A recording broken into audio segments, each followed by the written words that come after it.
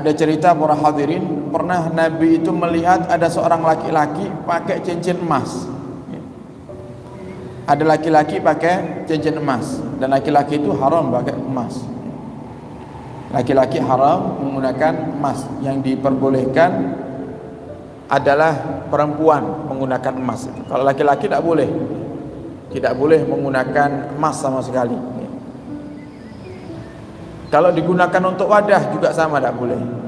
Jadi sak sugih-sugihne panjenengan ora usah damel piring emas, nggih. Lek warnane tok boleh. Warnanya warna emas, warna gold. Boleh, tapi kalau bahannya emas tidak boleh. Kalau bahannya emas tidak boleh, hukumnya adalah haram. Nah, pernah Nabi Muhammad melihat ada laki-laki pakai cincin terbuat dari emas. Fanaza'ahu, kemudian Nabi copot cincinnya. Diminta tangan itu dicabut cincinnya sama Nabi Muhammad dari tangan sahabat tersebut. Dicabut kemudian dilempar. Jadi sahabat ini tidak ngerti ya. Mungkin termasuk sahabat yang tinggal di pedalaman ya, sehingga agak terlambat mendengarkan daripada hukum-hukum Islam, atau memang sahabat-sahabat yang baru ya. Jadi orang-orang yang baru masuk Islam kemudian menjadi sahabat Nabi, dia tidak ngerti hukum menggunakan cincin dari emas. Jadi menggunakan cincin itu sunnah para hadirin, tapi bukan dari emas untuk yang laki-laki. Bahkan dalam riwayat juga disebutkan Nabi juga menggunakan batu akik. Bahkan cincin yang Nabi jelas pakai itu cincin yang sekaligus khatam, cincin sekaligus stempel Nabi kita Muhammad sallallahu alaihi wasallam. Jadi cincinnya Nabi itu bertuliskan Muhammadun Rasulullah. Nah, sekarang kan sudah mulai banyak dijual itu. Kalau dulu zamannya Nabi dan para sahabat tidak boleh ada yang pakai cincin yang bertuliskan Muhammad Rasulullah, kecuali Nabi Muhammad sallallahu alaihi wasallam, karena cincin itu digunakan untuk stempel. Jadi kalau Nabi kepingin kirim surat kepada orang lain, Nabi perintahkan penulisnya, ya, katibnya, sahabat yang bagian nulis, ya. Kemudian setelah ditulis selesai, nanti dikasih tanda tangan sama Nabi Muhammad. Tanda tangannya ke cincinnya niku, ditempelkan di tinta, tempelkan di kertasnya gitu. Itu tulisannya Muhammadun Rasulullah. Sekarang kan sudah mulai banyak dijual. Kalau di zaman Nabi Muhammad tidak boleh ada satu orang pun yang menggunakan cincin bertuliskan Muhammad Rasulullah. Kenapa? Karena itu khusus untuk stempelnya Nabi.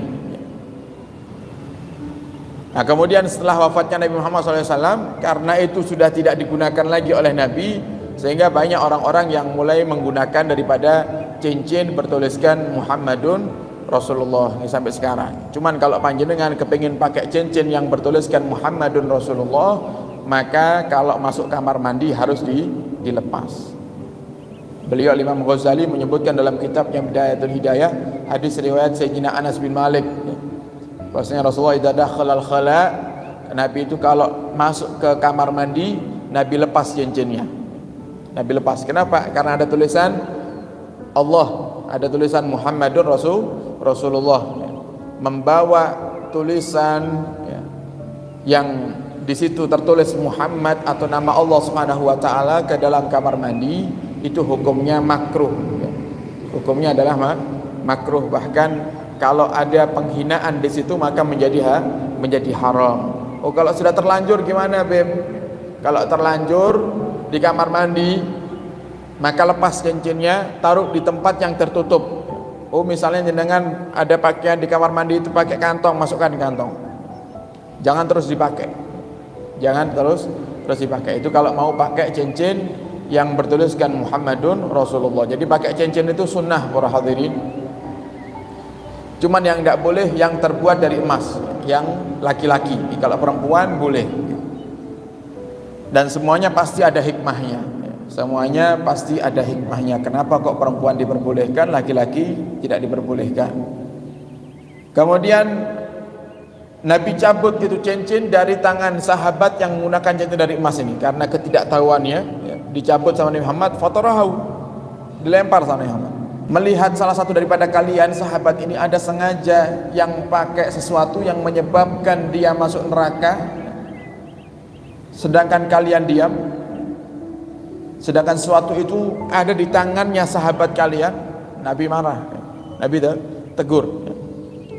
Faqila lirrajuli, kemudian tertunduk sahabat ini, kemudian Nabi pergi. Faqila lirrajuli ba'dama dhahaba Rasulullah, setelah Rasulullah pergi, ada seorang yang berkata, ada sahabat berkata kepada pemilik cincin ini, khudh khatamak, ambil cincinmu. Itu cincin yang sudah dibuang sama Nabi itu, ambillah. Intafi' bihi, juallah, kau akan mendapatkan uang daripada hasil penjualan cincin itu. Ambil cincinmu, jangan kau pakai, juallah. Kata sahabat ini yang punya cincin berkata, la wallahi, demi Allah tidak akan aku ambil, la akhudhu abadan, tidak akan aku ambil cincin itu yang telah dibuang oleh Rasulullah sallallahu alaihi wasallam. Bagaimana bisa aku mengambil cincin yang Rasulullah melihat aku menggunakannya, Rasulullah marah, Rasulullah menegurku, tidak mau aku. Jadi padahal kalau seandainya diambil boleh itu, karena dia miliknya itu, karena dia yang beli.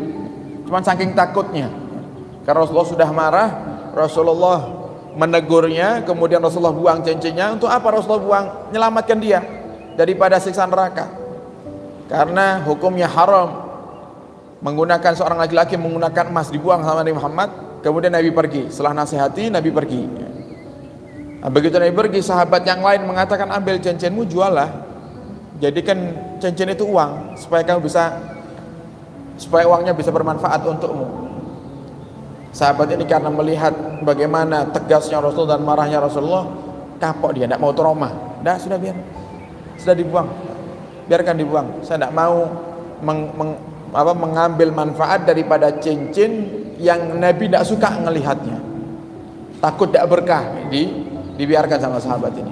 Nah, ini bagaimana bentuk amar ma'ruf nahi mungkarnya Nabi kita Muhammad sallallahu alaihi wasallam. Jadi langsung para hadirin, ketika ngelihat kemungkaran itu spontan Nabi itu langsung ingatkan.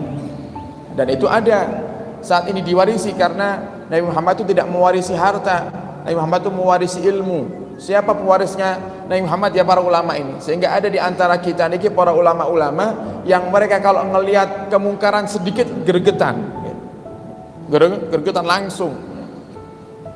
Dan itu juga dibenarkan, ini dalilnya. Ketika ada seorang sahabat pakai cincin, sahabat yang tidak tahu nih, tidak tahu, karena harusnya kalau dia tahu pasti sahabat itu akan menggunakan, dan pasti dia akan mengambilnya kembali. Ini bukti kalau sahabat yang menggunakan cincin emas ini, dia tidak tahu hukum menggunakan cincin emas bagi laki-laki. Begitu Nabi ngelihatnya, diambil tangannya sama Nabi Muhammad, dilepas, buang sama Nabi Muhammad cincinnya. Jadi itu bentuk bagaimana Nabi Muhammad nahi mungkar. Jadi sangat tegas dalam urusan hal-hal yang melanggar perintah Allah Subhanahu wa taala.